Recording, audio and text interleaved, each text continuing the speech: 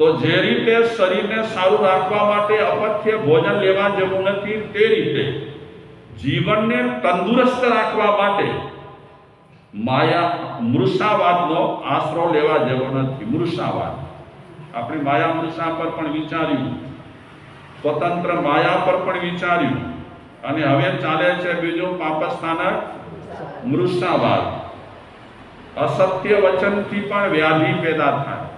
જેમ અપથ્ય ભોજનથી બીમારી થતી હોય છે, તેમ અસત્ય વચનથી મૃષાવાદથી વૈર વિરોધ વગેરેની વ્યાધિઓ ઉપાધિઓ પેદા થાય છે. એટલે મહાપુરુષો કહે છે કે વાણી સંભાળીને વાપરજો. એમ કહેવાય છે વાણી અને પાણી બે ગંદકી પણ ફેલાવે અને સફાઈ પણ કરે. વાણી પાણી યોગ્ય રીતે પાણીનો ઉપયોગ કરવામાં ના આવે અને પાણી વેડફવામાં આવે તો શું થાય? એ જ પાણીથી ગંદકી થાય, અને એ જ પાણીનો વ્યવસ્થિત રીતે ઉપયોગ કરવામાં આવે તો એ ગંદકીને સાફ પણ કરી શકે છે. તો તે રીતે વાણીનું છે. વાણી ગંદકી પણ ફેલાવે છે અને વાણી ગંદકીને મિટાવે પણ છે. આપણે કઈ રીતે ઉપયોગ કરીએ છીએ એના પર આધાર છે. સાચ બરોબર તપ નહીં, साच बरोबर तप नहीं, झूठ बरोबर पाप, जाके हृदय साच है, ताही हृदय प्रभु आप. तप कयो से? वाणीनो तप. एक આપણે શરીરનો તપ તપીએ છીએ અને એક તપ છે વાણીનો. વાણીનો કયો તપ છે મધુબેન? વાણીનો તપ કયો? વાણીનો તપ છે સાચ બરોબર તપ નહીં. શું બોલવું? કેવું બોલવું? સાચું બોલવું. નાના નાના છોકરાઓ છે ને એ સાચું બોલતા હોય રમેશભાઈ. આપણે મોટા થયા પછી હોશિયારી ગમે તેટલી કરીએ પણ મોટાઓ જેટલું જૂઠું બોલે એટલા નાના બચ્ચાઓ ક્યારે પણ જૂઠું બોલતા નથી. હકીકતમાં તો એ ગુણ મોટા થયા પછી આપણામાં વધવો જોઈએ. વધવો જોઈએ ને. કુંડનિકા કાપડિયા કહે છે કે ઘણા માણસો કહેતા હોય છે કે મારી ઉંમર મોટી થઈ છે. આપણી ઉંમર મોટી થાય એટલે આપણે કહીએ ને ઘણાને કે મને 80 વર્ષ થયા, મને 90 વર્ષ થયા, હું 100 વર્ષનો છું. એક કાપડિયા કહે છે કે માણસો કહેતા હોય છે કે મારી ઉંમર મોટી થઈ છે, પણ કઈ રીતે તારી ઉંમર મોટી થઈ છે? કઈ રીતે ઉંમર મોટી થઈ છે? જ્યારે તું નાનો હતો ત્યારે કેટલો સદગુણી હતો, જ્યારે નાનો હતો ત્યારે તું કેટલો સારો હતો, જ્યારે નાનો હતો ત્યારે તું ક્યારે પણ જૂઠું બોલતો ન હતો. જેમ જેમ વય વધી અને જેમ જેમ મોટી ઉંમર થઈ તેમ તારામાં સદગુણ વધવાને બદલે શું વધ્યા? એટલે આપણે શરીરથી મોટા થયા અને ગુણોથી નાના થતા ગયા. કાળા ધોળા ખોટું સાચું કોણ કરે છે? બચાવો કરે છે? બિલકુલ બચાવો નથી કરતા. નાના નાના બચાવો તો ભગવાનનો અવતાર કહેવાય. એનામાં ક્યારે પણ જુઠ્ઠું બોલવા જેવું કાંઈ પણ આવતું નથી. પણ જેમ જેમ આપણી વય વધતી જાય તેમ તેમ રમતિયાળ કોણ હોય? નાના બચ્ચા રમતિયાળ હોય કે આપણે રમતિયાળ હોઈએ? હા, બિચારા આમ સ્થૂળ રીતે છોકરાઓ રમત કરતા હોય ને અવાજ કરતા હોય ત્યારે આપણે પણ એને કહીએ, ટપોરીએ કે બંધ કરો અવાજ. હકીકતમાં એ રમત બચ્ચાઓની સારી છે, પણ મોટાઓ જે રમત રમી રહ્યા છે ને એ રમતો સારી નહીં. બરાબર છે ને વિરેન્દ્રભાઈ? નાના બચ્ચાઓની રમતો જોતા જોતા આપણને આનંદ આવે, ખુશી થાય. હજી પણ આપણે કહીએ રમો, પણ મોટા માણસો અવસ્થા મોટી થયા પછી રમતિયાળ રહેતા હોય તો કેવું લાગે? હું પેલી રમતની વાત નથી કરતો.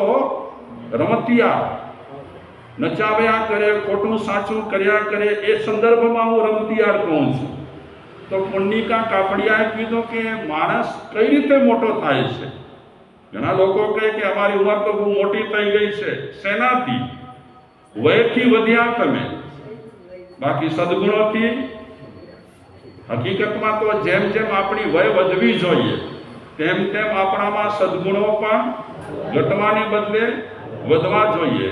જેમ વય વધે તેમ નિર્દોષતા આપણામાં આવવી જોઈએ. આવે છે? જેમ જેમ વય વધતી જાય તેમ તેમ આપણી નિર્દોષતા શું થતી જાય? ગાયબ ગાયબ. ખોટું સાચું બાળકો નથી કરતા. ખોટું સાચું કોણ કરે છે? હા, કોણ કહે છે કે આ પાંચમા આરામાં ભગવાન નથી? કોણ કહે છે?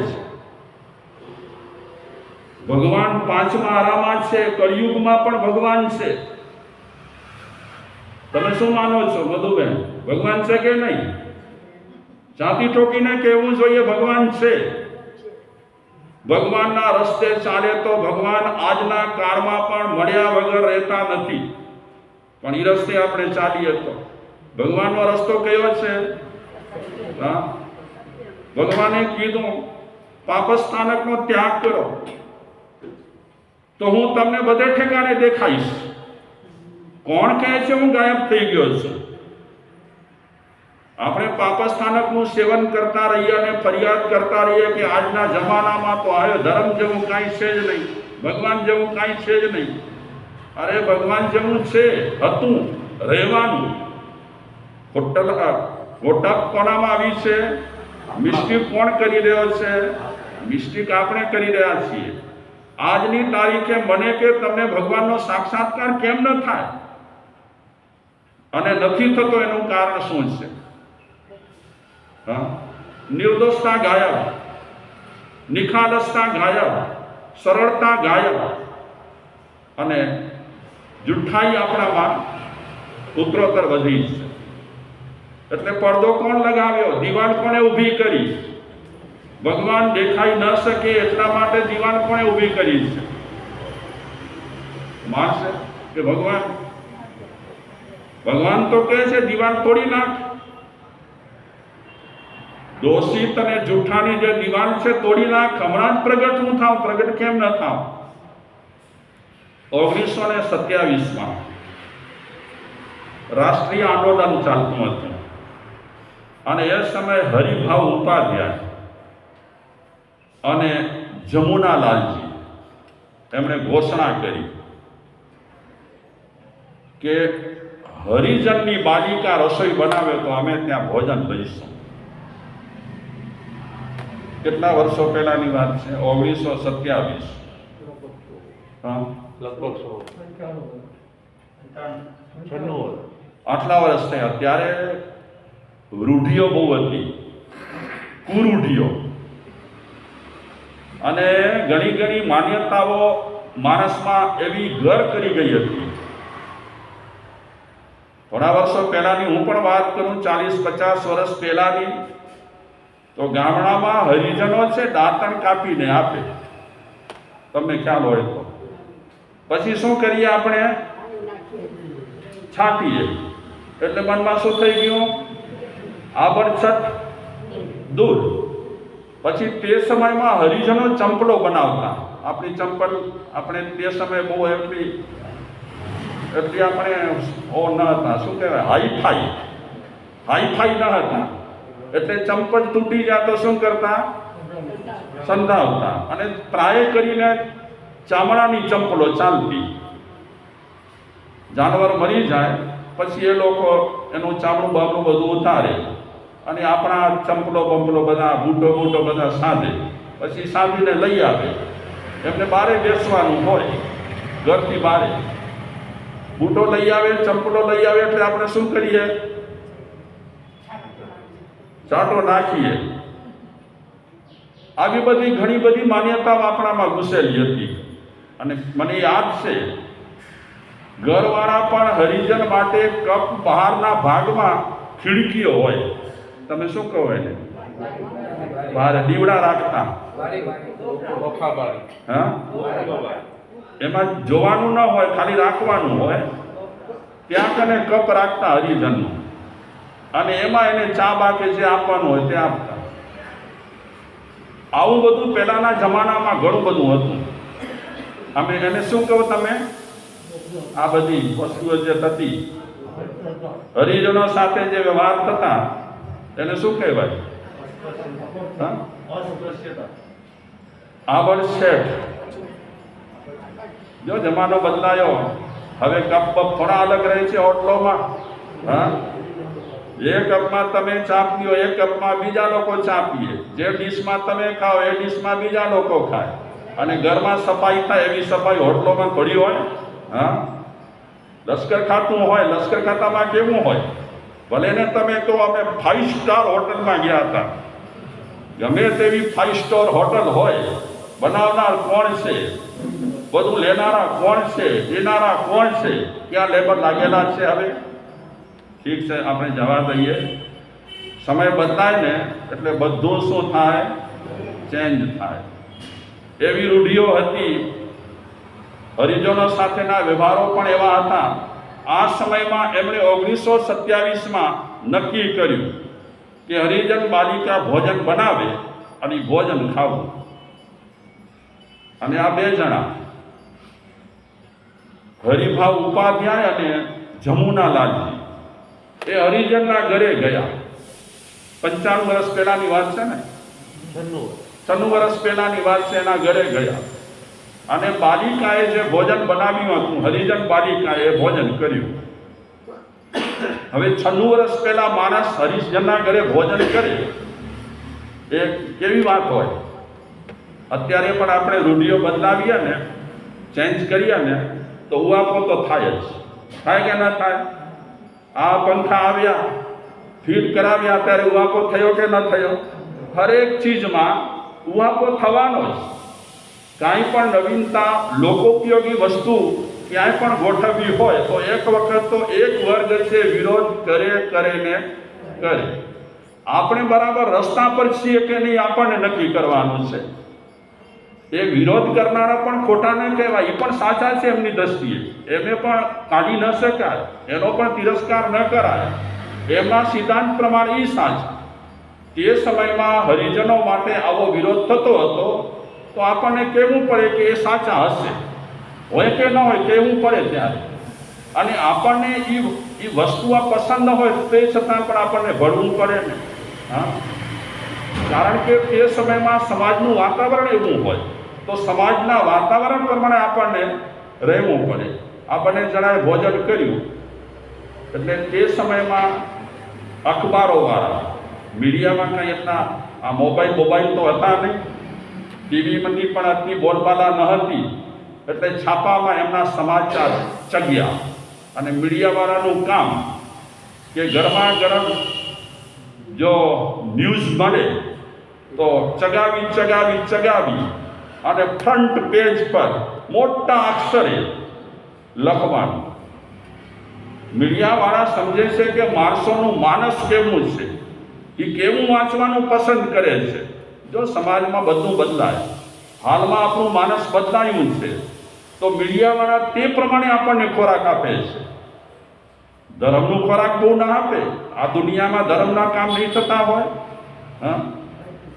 જો આ મોટું કામ કરે છે વિક્રમભાઈ, મને તો ખૂબ જ ગૌરવ થાય અને ખુશી થાય કે આ શ્રેણતાગંજમાં કેટલાય ટાઈમથી અનાજનું વિતરણ કરે છે ને. મહિને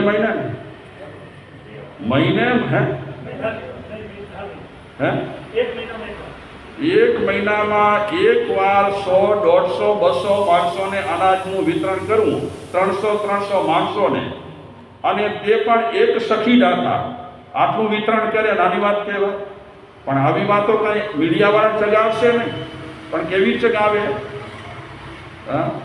કેવી વાતો ચગાવે? કારણ કે આવી વાતો ચગાવે ને તો વાંચનારાને ઇન્ટરેસ્ટ ન હોય કે આ બહુ ઠીક છે. માણસો અનુમોદના આજે શની કરે છે, સારાની કે નરસાની, વાવા શેની બોલે છે. સારું કરશો તો માણસો કહે છે એમાં શું, પણ નરસું થશે ને ત્યારે માણસ 10 આવી જશે આજુબાજુ અને બધા કાન નજીક જઈને આમ કરશે, શું કીધું? તાપસીપુર આવશે, સુરપુર આવશે, મૂળ મુદ્દા પર આવી જાઓ.